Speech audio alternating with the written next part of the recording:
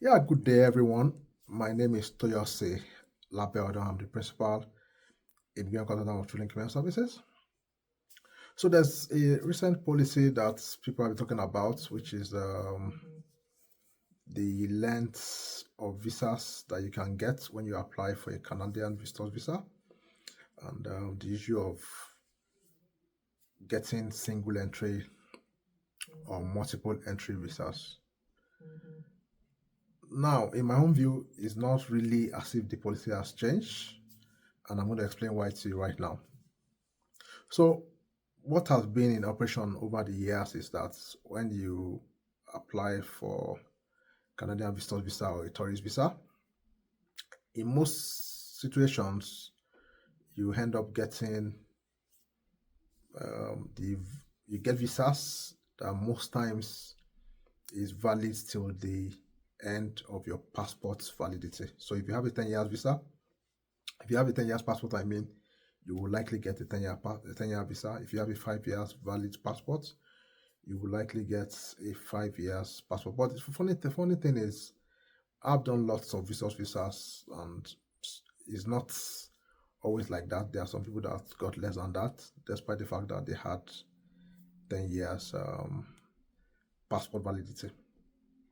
So previously, it seems Canada has been very generous as regards the number of years that they give. They've been quite generous. So the average person will naturally get a 10 years if you have 10 years on your passport. But now, I think they reclarified that policy. And what they are saying right now is the visa officer is the one that determines the length of the years you will get. And now, you may not be given multiple entry visa. So if the visa officer feels that you don't have reasons to be coming in and out of Canada regularly, they can actually give you a single entry visa. And what does a single entry visa mean? That you can only come in once, and once you go out, you need to apply for that visa. So even if they have 10 years visa and you are given a single entry visa, if you come in and you go out, the 10 years is useless. So I'll give you an example now. If you are coming for a conference, in my own view, you will likely be given a single entry visa because you are coming for a purpose, which is a conference. And once that conference is over, you're supposed to leave. So it's worth giving single entry. What are you coming to do again? What do you want to come back to do again? So what I'm trying to say here is, for us that have been in this industry, we know what we're going to do, at least to assist you to see if you will be given a multiple entry visa. Because really, if your purpose is clearly defined and limited to some things, obviously you might end up getting a single entry visa. But the fact that you have a single entry visa does not mean you can't reapply again. You just have to reapply when you want to travel again, and you can get multiple entry after you have come in and gone out of Canada. Because I want to assume that one of the reasons why they are doing this right now is to ensure that people that come in go out. And it's not like they come in and they want to come back again. They want to be sure that you still meet the requirements of the visa that you are applying for. So it's not as if the policies really changed. Visa officers had all the while been doing that, but just that previously it was more like a norm that if you have a 10-year passport, you will likely get 10 years visa. If you have a 9-year passport, you will likely get 9 years visa. So right now, the visa officer is the final decision maker on the length of the visa that you get and whether you get single entry or multiple entry. In fact, all along, they've been the ones deciding this all along.